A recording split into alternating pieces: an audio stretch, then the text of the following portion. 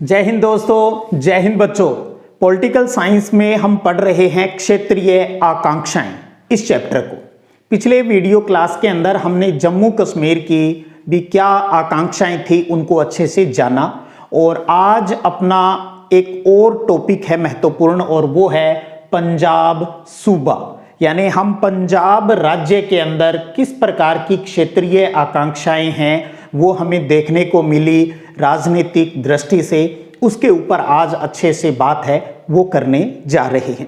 आपको बताना चाहूँ बोर्ड परीक्षा के लिहाज से पहले बता दूं भी इस टॉपिक के अंतर्गत आपको किन तीन महत्वपूर्ण मुद्दों के ऊपर फोकस करना है। एक तो है आनंदपुर साहिब जो सम्मेलन हुआ वो क्या था, उसके अंदर कौन सी बातें हमें देखने को मिली। दूसरा ऑपरेशन ब्लू स्टार, उसके ऊपर बात करेंगे। और तीसरा पंजाब समझौता। बोर्ड के लिहाज से ये तीन महत्वपूर्ण पॉइंट है और 100% आपको बोर्ड परीक्षा में इनमें से एक बिंदु है वो प्रश्न के रूप में मिल जाएगा। तो चलिए स्टार्ट करते हैं, कहानी को थोड़ा सा फ्लैशबैक में लेकर जाते हैं। जब देश आजाद हुआ, आपको पता है धर्म के आधार पर हमारे देश का बंटवारा कर दिया गया अगस्त 1947 को, और उसके अंतर्गत दो राज्यों को सबसे ज्यादा नुकसान पहुंचा, और वो था एक पंजाब तो दूसरा बंगाल। आज क्योंकि अपना टॉपिक पंजाब है तो वहीं पर फोकस करते हैं। पूर्वी पंजाब का जो हिस्सा था वो भारत में रहा और पश्चिमी पंजाब का हिस्सा पाकिस्तान में चला गया। अब बाद में क्या हुआ, 1956 के अंदर राज्य पुनर्गठन अधिनियम है वो बना, और उसके तहत भारत में 14 राज्य और 6 केंद्र शासित प्रदेश बने। उन 14 राज्यों में एक पंजाब था, और केंद्र शासित जो 6 प्रदेश उस टाइम बने उनमें से एक हिमाचल प्रदेश भी था। समय के साथ क्या हुआ, पंजाब का भी पुनर्गठन किया गया और पंजाब से एक राज्य बना जिसका नाम हरियाणा, और कब बना, 1966 के अंदर।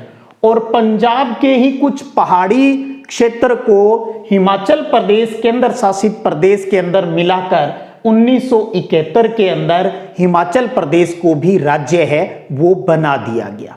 ये जो पुनर्गठन हुआ, जो बंटवारा हुआ, एक तरीके से आप इस प्रकार से समझें तो ये पंजाबी भाषा को लेकर था। भी पंजाबी भाषा के लोगों ने मांग की भी हमें जो पंजाबी बोलने वाले हैं उनको एक अलग से राज्य है वो बना दिया जाए, जिसको पंजाब में पंजाबी भाषा में सूबा बोलते हैं। तो पंजाब की बात आते ही आपके दिमाग में आ जाना चाहिए वो स्टेट जहां पर पंजाबी बोली जाती है और बहुसंख्यक लोग हैं वो वहां सिख धर्म वाले हैं। तो सिख धर्म और पंजाबी भाषा दोनों नाम अचानक ही दिमाग में आ जाए, कैसे ही कोई बोल दे पंजाब यानी पंजाबी की बात। तो ये अपना आज का बिंदु है।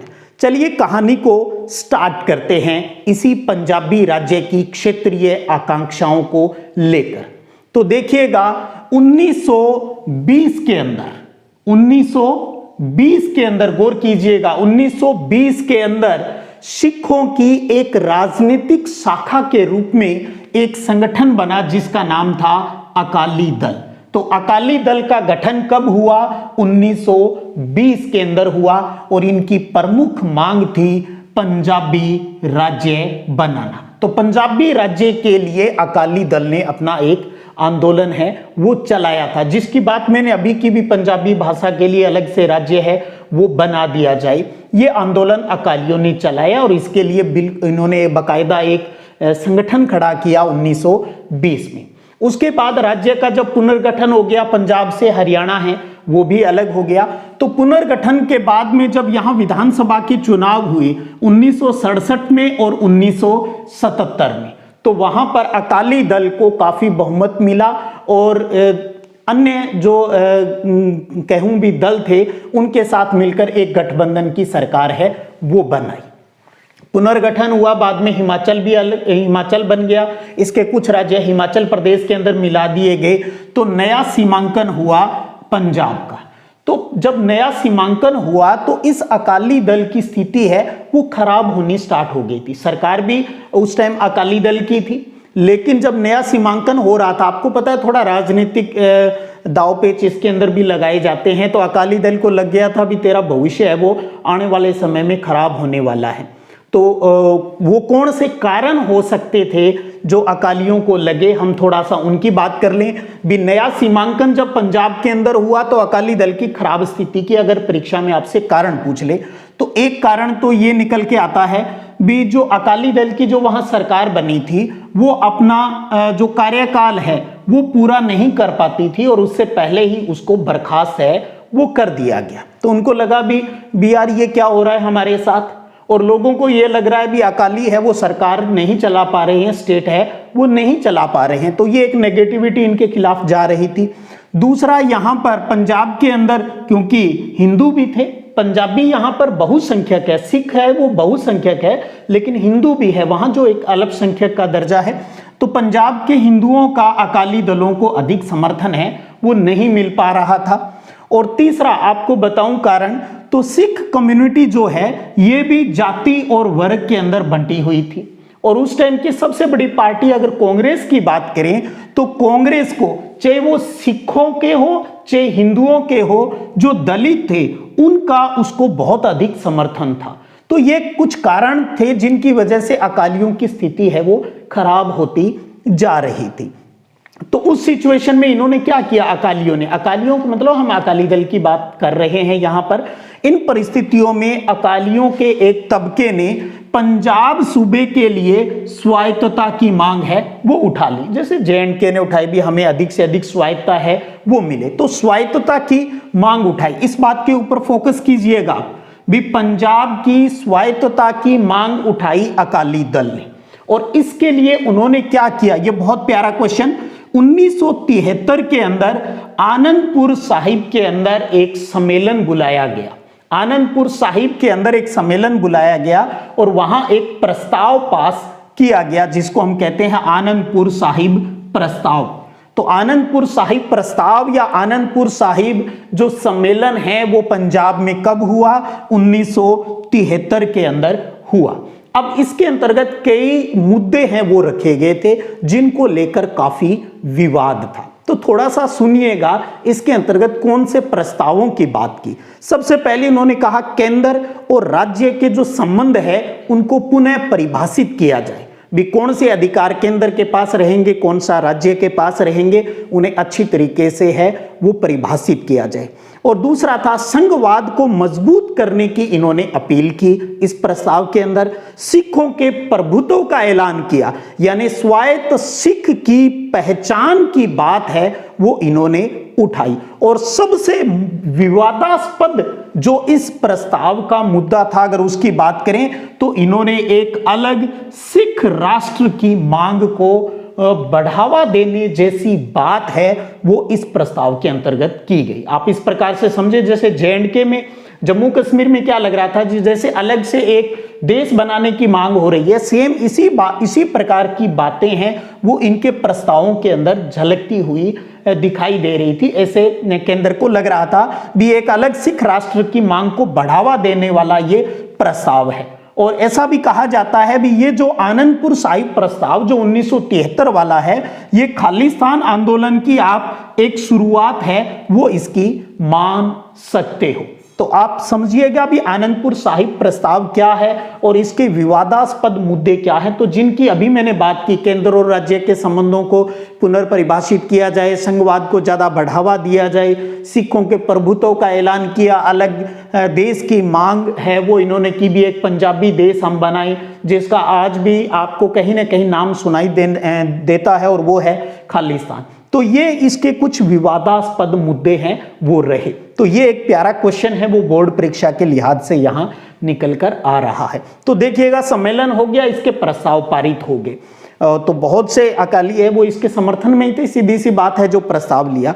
लेकिन इन्होंने देखा भी इस प्रस्ताव का सिख जो कम्युनिटी थी उसके ऊपर कोई बहुत बड़ा असर है वो नहीं दिखाई दिया इनको।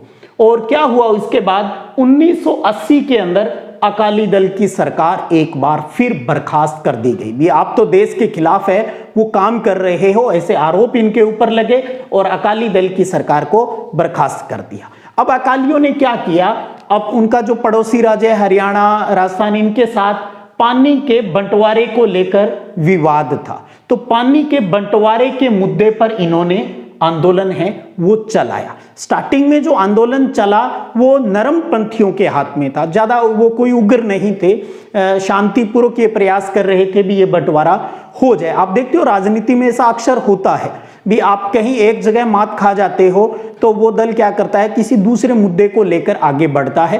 तो इन्होंने पानी के बंटवारे के मुद्दे पर आंदोलन है वो शुरू कर दिया। धीरे धीरे क्या हुआ, ये जो पानी को लेकर जो आंदोलन चलाया ये नरम पंथियों के हाथ से निकलकर चरम पंथियों के हाथ में आ गया। यानी एक तरीके से आप ऐसे समझिएगा भी उग्र विचारों वाले लोगों के हाथ में आ गया और ये आंदोलन है वो सशस्त्र हो गया। यानी लोगों ने हथियार उठा लिए, जिनके लिए हम शब्द यूज करते हैं भी ये तो उग्रवादी है, वो हो गए।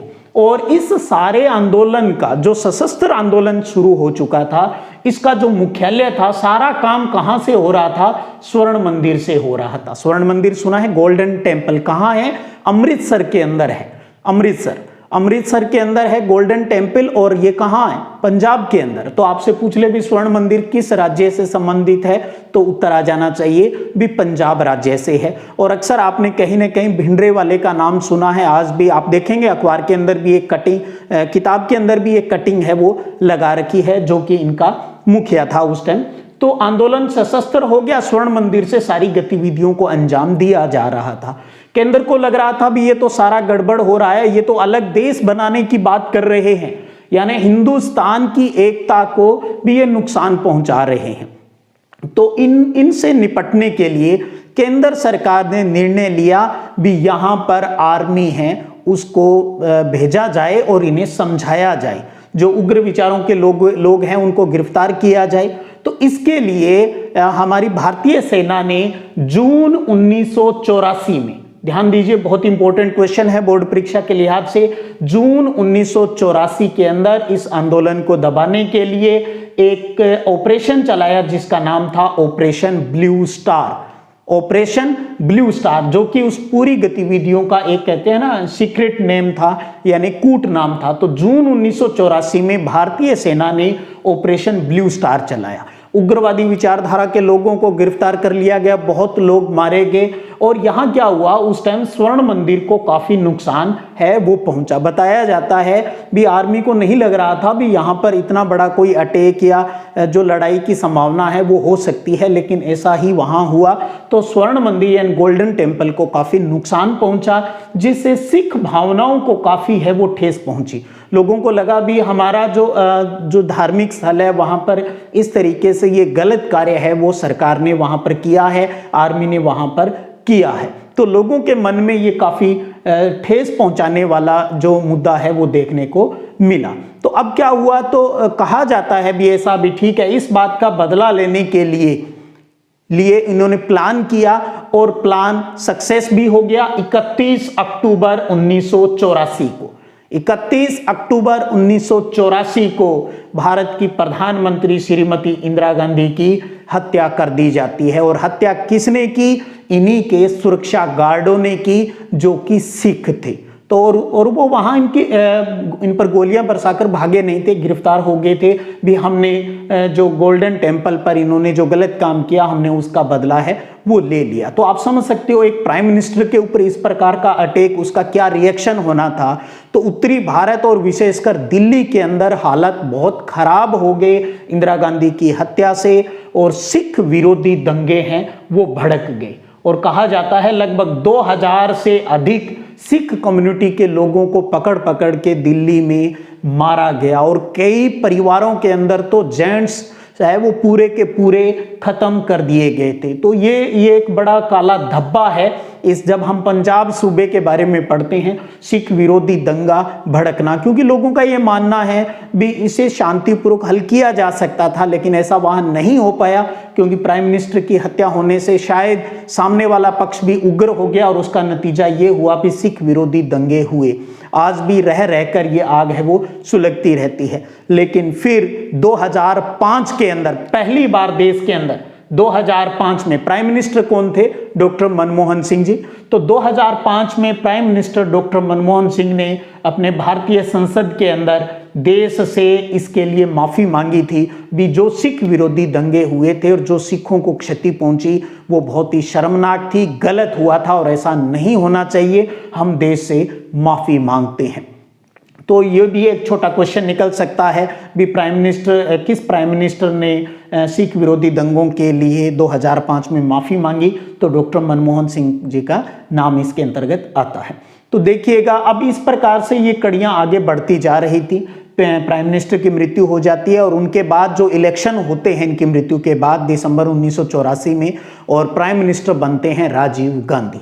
राजीव गांधी फिर एक बार कहीं ना कहीं अमन और शांति की बात को लेकर आगे बढ़ते हैं और पंजाब के जो नरम पंथी जो लोग होते हैं, नरम विचारधारा के जो लोग हैं, उनसे बात करना स्टार्ट करते हैं। और यहाँ आता है बोर्ड परीक्षा के लिहाज से एक इंपॉर्टेंट क्वेश्चन, बात है जुलाई 1985 की। तो जुलाई 1985 के अंतर्गत पंजाब समझौता होता है। किसके लिए? पंजाब में शांति के लिए, पंजाब में अमन स्थापना के लिए पंजाब समझौता होता है। अपने आप में छोटा क्वेश्चन भी है भी पंजाब समझौता कब होता है?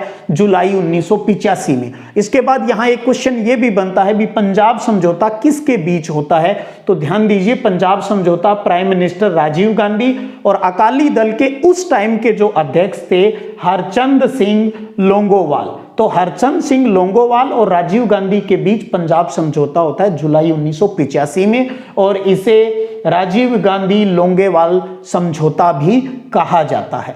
अब यहां एक बड़ा क्वेश्चन 2 या 3 नंबर का निकल के आता है भी पंजाब समझौता या राजीव गांधी लोंगोवाला जो समझौता है, इस समझौते के तहत प्रमुख प्रावधान क्या थे, क्या क्या बातें इसके अंतर्गत हुई थी इस समझौते में? तो सबसे पहले बात करें तो चंडीगढ़ को लेकर, जो कि वर्तमान में भी केंद्र शासित प्रदेश है, तो चंडीगढ़ है वो पंजाब को दे दिया जाएगा।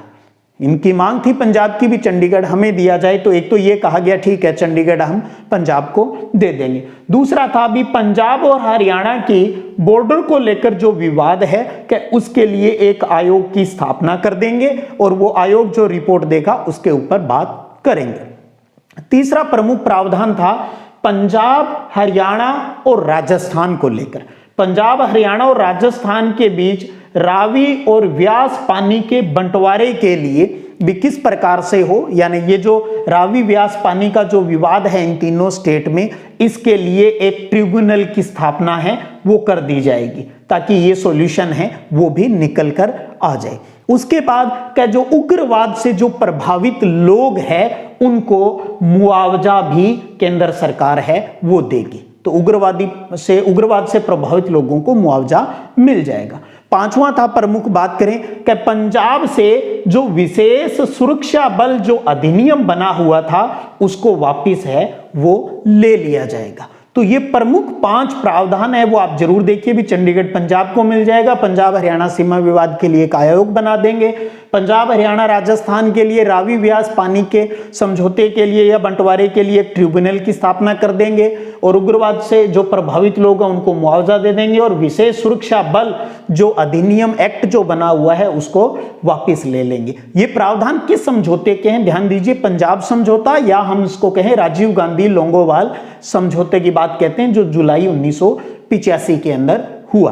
तो अगर हम छोटे थे, अगर उस टाइम की बात करें तो रियल में क्योंकि हमारा जो इलाका है वो पंजाब के पास है तो देखा जाता था भी कोई शादी विवाह समारोह होते थे तो बहुत ही कम लोगों को जाने की अनुमति होती थी। एक शादी में 5-7 लोगों को जाने की अनुमति थी। इस प्रकार के भयावह हालात है वो पंजाब में हमने छोटे थे तब से सुने थे। और इस पूरे जो ये स्वर्ण मंदिर क्षति जो हुआ उसके बाद जो सिख विरोधी दंगे हुए थे इनकी जांच के लिए भी कई आयोग है वो स्थापित किए गए। आपने अपने पाठ्य पुस्तक में पढ़ा होगा, नानावती आयोग है।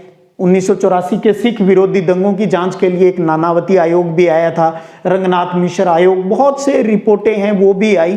तो कुल मिलाकर अगर बात करें धीरे धीरे ये हिंसा का जो चक्र है वो समय के साथ कुछ कम होता गया। लेकिन अगर 1992 की तक की भी मैं बात करूं तो 1992 में जो विधानसभा के चुनाव पंजाब के अंदर हुए थे, आपको जानकर हैरानी होगी भी केवल और केवल 24% मतदान ही हुआ था। सोचिएगा, लोग घरों से बाहर ही नहीं निकल रहे थे, इतना डर है वो उनके बीच में व्याप्त था और धीरे धीरे उग्रवाद को दबा दिया गया। 1997 में 1997 में अकाली दल और भारतीय जनता पार्टी के गठबंधन की सरकार बनती है। उग्रवाद खत्म होने के बाद वहां पर धीरे धीरे अकाली बीजेपी गठबंधन की सरकारें हैं, अक्सर वहां कभी कांग्रेस की सरकार रही गठबंधन की। इस प्रकार से पंजाब के अंदर आगे की जो राजनीति है वो बढ़ती गई। वर्तमान में बात करें तो पहली बार वहां पर एक लंबे टाइम बाद में पूर्ण बहुमत की आम आदमी पार्टी की सरकार, अरविंद केजरीवाल की सरकार है वो वहां पर बनी है और भगवंत सिंह मान वर्तमान में पंजाब के चीफ मिनिस्टर हैं। अगले 5 सालों में किस प्रकार से क्या प्रोग्रेस होती है आगे चलकर उनको भी देखेंगे और यही आशा और उम्मीद करते हैं भी सब कुछ शांति से आगे बढ़े और किसी के भी दिल में किसी प्रकार की नकारात्मकता नहीं आए और देश हित सबसे पहले होना चाहिए। यही सच्ची देशभक्ति और यही सच्ची राष्ट्रीयता है। देश है तो फिर सब कुछ है, वरना तो हर कोई स्वार्थी हो जाएगा, फिर कोई मायने नहीं रहेगा, फिर हम टुकड़ों में बंट जाएंगे और आपको पता है संगठन में ही शक्ति है। तो ये था आज का अपना टॉपिक, पंजाब सूबे को लेकर, पंजाब स्टेट को लेकर किस प्रकार की क्षेत्रीय आकांक्षाएं हैं वो हमें वहां पर देखने को मिली। और मैंने स्टार्टिंग में ही कहा तो इसके ऊपर 3 महत्वपूर्ण बिंदु की बात करें 2-2, 3-3 नंबरों के प्रश्नों के हिसाब से, तो एक आनंदपुर साहिब प्रस्ताव 1973 वाला, इसको आप अच्छे से दिमाग में रखिएगा। ऑपरेशन ब्लू स्टार की बात है, ये आपको दिमाग में रखनी है। और तीसरा आता है पंजाब समझौता 1985 वाला। और उसके बाद ये एक पूरी कहानी है, कहीं मुझे नहीं लगता भी आपको किसी प्रकार की ऐसी कोई समस्या आएगी भी आपको ये कोई बात समझ में नहीं आई। और आपके कमेंट का मुझे बेसब्री से इंतजार रहेगा। मेरे लिए एक ऊर्जा का संचार है वो, क्योंकि देखिएगा जब हम इस प्रकार से ऑनलाइन पढ़ते हैं, डिजिटल प्लेटफॉर्म पर पढ़ते हैं, जो पढ़ाई करते हैं, तो मान के चलिएगा वो कमेंट ही तो मेरे लिए मोटिवेशन है, क्योंकि आप फिजिकली रूप से मेरे सामने उपस्थित नहीं हैं। तो ज़रूर आप कमेंट कीजिएगा, अच्छे से पढ़ाई कीजिएगा और अपना जो सपना है अब की बार 90 पार वो हम जरूर अचीव कर लेंगे। ज़रूरत है बस सतत रूप से प्रयास करने की। चलिएगा फिर मिलेंगे एक नए मुद्दे को लेकर, तब तक जय हिंद, जय भारत।